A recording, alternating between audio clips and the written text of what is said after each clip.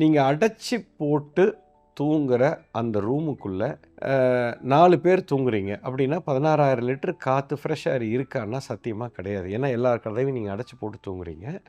டெஃபினட்டாக அந்த அளவுக்கு சுவாசிக்கக்கூடிய காற்று இல்லை. இதுதாங்க நீங்கள் உங்களுடைய தூக்கம் உங்களுக்கு சரியாக இல்லை அப்படின்னு சொல்கிறதுக்கான முக்கிய காரணம் இதுதான். இதை தவிர நிறைய காரணங்கள் இருக்குது. நீங்கள் படுக்கிற பெட்ரூமில் டிவி பார்த்துட்டு படுக்கிறது, பெட்ரூமில் உட்காந்து நம்ம மொபைல் ஃபோனை நோண்டிக்கிட்டே இருக்கிறது, ஆஃபீஸ் ஒர்க் பண்ணுறது, சிஸ்டமில் ஒர்க் பண்ணுறது, மியூசிக் சிஸ்டத்தை வச்சு ப்ளே பண்ணுறது, மொபைலை தலைமாட்டில் வச்சு சார்ஜ் பண்ணுறது, இல்லை மொபைலை வச்சுட்டே படுத்து தூங்குறது, தூங்குறதுக்கு முன்னாடி மெயில் பார்க்குறேன் அப்படின்னு சொல்லி அந்த மெயிலில் ஏதாவது ஒரு தப்பான விஷயம் இருக்கும், மைண்டு டிஸ்டர்ப் ஆகிறது, வாட்ஸ்அப் பார்க்குறது, எலக்ட்ரானிக் கேட்ஜெட்டை தூங்குறதுக்கு முன்னாடி பயன்படுத்துகிறது, இது எல்லாமே மிகப்பெரிய தவறுங்க. இது எல்லாமே உங்களுடைய தூக்கத்தினுடைய குவாலிட்டியை பாதிப்பு ஏற்படுத்தும்.